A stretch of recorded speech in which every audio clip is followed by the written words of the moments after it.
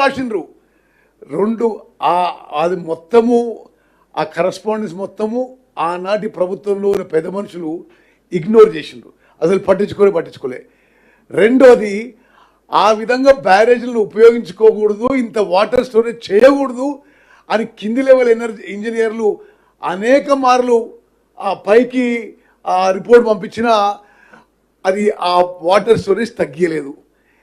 చివరికి Medigadda barrage collapse అయినాకనే ఆ water దాని నుంచి తీసేయడం జరిగింది. అంటే ఇది ఇంత ఘోర తప్పిదం చేసి, ఇంత నెగ్లిజెన్సు, ఇంత నిర్లక్ష్యము, ఇంత క్రిమినల్ నెగ్లిజెన్స్తోని వాళ్ళ వల్ల ఈ బ్యారేజ్ కొలాప్స్ అయిపోయి ఈరోజు వాళ్ళు పెద్ద పెద్ద మాటలు మాట్లాడుతుంటుంది, హాస్యాస్పదం.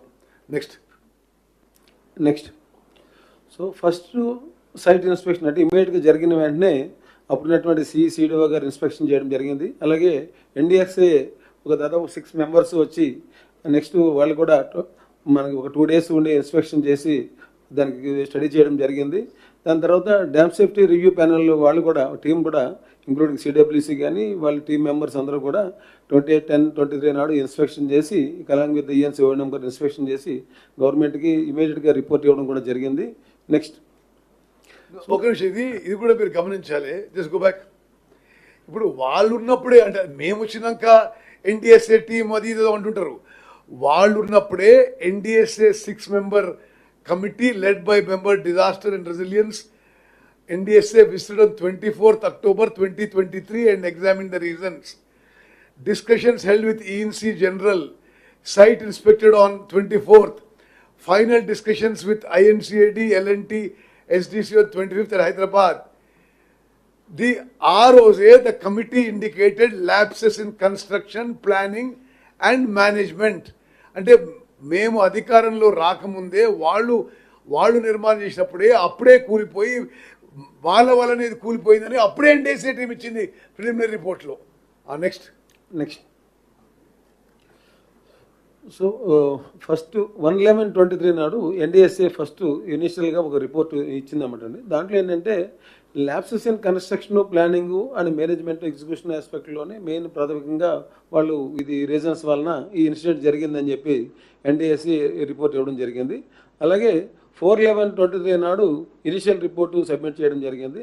ఆ రిపోర్ట్లో కూడా మెయిన్ రీజన్స్ కూడా ఇవన్నీ కూడా కన్స్ట్రక్షన్ ఆస్పెక్ట్లో కానీ, డిజైన్లో కానీ, ప్లానింగ్లో కానీ, ఎగ్జిక్యూషన్లో, ఓఎన్ఎం ఆస్పెక్ట్లో, ఆల్ ఆస్పెక్ట్స్లో కూడా ఇష్యూస్ ఉన్నాయని చెప్పేసి 4/11 నాడు ఒక ఇనిషియల్ రిపోర్టు, ఇంటీరియర్ రిపోర్ట్ ఇవ్వడం జరిగింది.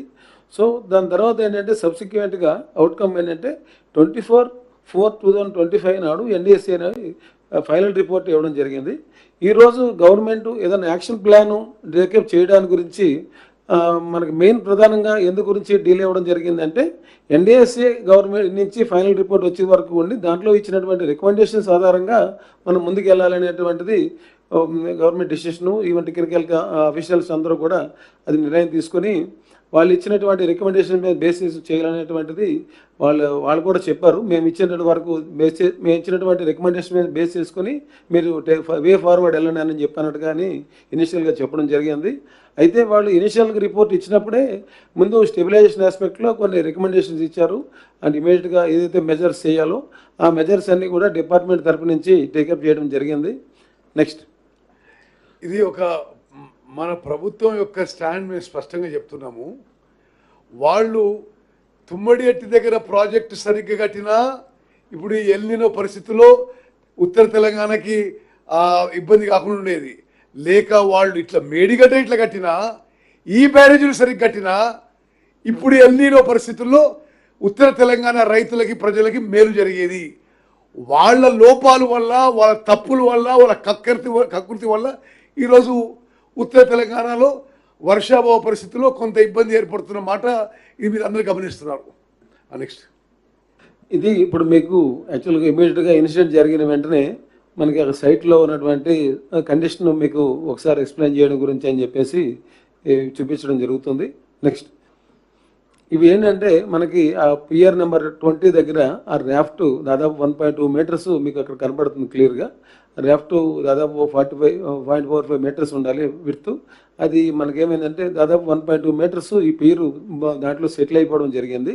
అంటే ఇక్కడ రాఫ్ట్ సెటిల్ అయ్యింది అని చెప్పినట్టుగా, అంటే ఒక 20th పిల్లర్ ఒకటే కాకుండా ఇటు లెఫ్ట్ సైడ్ బ్లాక్ 7లో ఉన్నటువంటి 21 పిల్లర్ కానీ, దానికి ఆనుకున్నటువంటి 19, దాని తర్వాత 18, 17, 16 ఈ అన్ని పిల్లర్లు కూడా మనకి ఈ సెటిల్ అవ్వడం జరిగింది.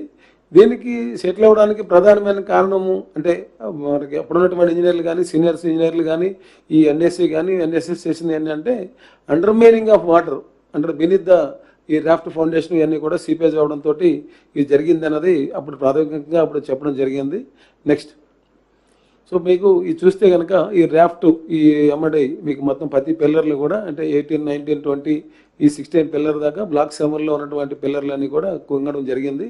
నెక్స్ట్, ఇది మీకు పియర్స్లో ఉన్న ఆ పియర్స్కి ఉన్నటువంటి అలాంగ్ ద అక్రాస్ ద ఆ గేట్స్ తోటి మీకు క్రాక్స్ టోటల్గా ఏంటంటే ఒక పియరు ఇలాగ క్రాక్ కింద విడిపోయినట్టు అయిపోయింది. నెక్స్ట్, ఈ మీ క్రాక్స్ కూడా చూస్తే డ్యామేజెస్ చూస్తే 18, 19, 20, 21 పిల్లర్లో ఇవన్నీ కూడా ప్రతి పియర్స్లో కూడా డ్యామేజెస్ చాలా విజిబుల్ క్లియర్గా, ఈవెన్ స్టీల్ కూడా ఎక్స్పోజ్ అయిపోయింది. నెక్స్ట్, సో ఇమీడియట్గా కొత్తగా గవర్నమెంట్ వచ్చిన వెంటనే ఒక 2 monthsలో ఇప్పుడున్నటువంటి ప్రజెంట్ ఆనరబుల్ సీఎం గారు అలాగే మంత్రివర్యులు మొత్తం అందరూ టీం అందరూ కూడా ఇప్పుడున్నటువంటి మిగతా మంత్రివర్యులు కూడా ఆ రోజు విజిట్ చేసి సైట్లో స్వయంగా పరిశీలించి ఇది ఎలా జరిగింది, ఎలా చేయాలన్న దాని మీద ఇమీడియట్గా డిస్కషన్ కూడా చేయడం జరిగింది. నెక్స్ట్, సో మీకు ఇది చూస్తే ఏంటంటే ఇది అన్నీ కూడా ఏంటంటే అప్రాన్స్ ఎంత డ్యామేజ్ అయినది, అప్పుడు ఆ యొక్క వెలాసిటీకి ఈ ఎప్పుడున్నటువంటి డ్యామేజ్ యొక్క బ్లాక్స్ సీసీ బ్లాక్స్ కూడా మీకు డిస్లోకేట్ అయ్యి వెళ్ళిపోవడం జరిగింది. సబ్సిక్వెంట్గా అన్నారం బ్యారేజ్లోను తర్వాత వీటిల్లోనూ సుందేల్లో కూడా కొన్ని చోట్ల రిపేర్లు చేశారు, మళ్ళీ రిజిస్టర్ చేశారు. కానీ చేసినా కూడా మళ్ళీ అగైన్ ఆ యొక్క ఫోర్స్కి అంటే సఫిషియంట్ ఎప్రాన్ విడ్త్ థిక్నెస్ లేకపోవడం వలన మనకి డ్యామేజెస్ అన్నది ప్రస్ఫుటంగా మనకి కనబడుతున్నాయి.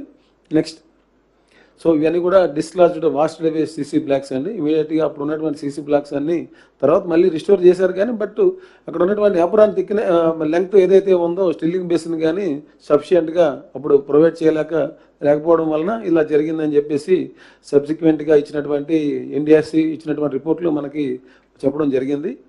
నెక్స్ట్, సో ఇవన్నీ కూడా పియర్ 20లో ఉన్నటువంటి క్రాక్స్ అండి. ఇవన్నీ కూడా క్రాక్స్ అయితే ఇదేంటంటే ఈవెన్ మనకి అంటే బ్లాక్ 8th సైడు అప్పుడు యాక్చువల్గా కట్ ఆఫ్ వాళ్ళు ఇనిషియల్గా ఫస్ట్ దీనికి షీట్ పైల్స్ కానీ డయాఫ్రామ్ వాళ్ళు కానీ ఇనిషియల్గా ప్రపోజ్ చేసినప్పుడు అప్పుడు ఉన్నటువంటి ఏజెన్సీ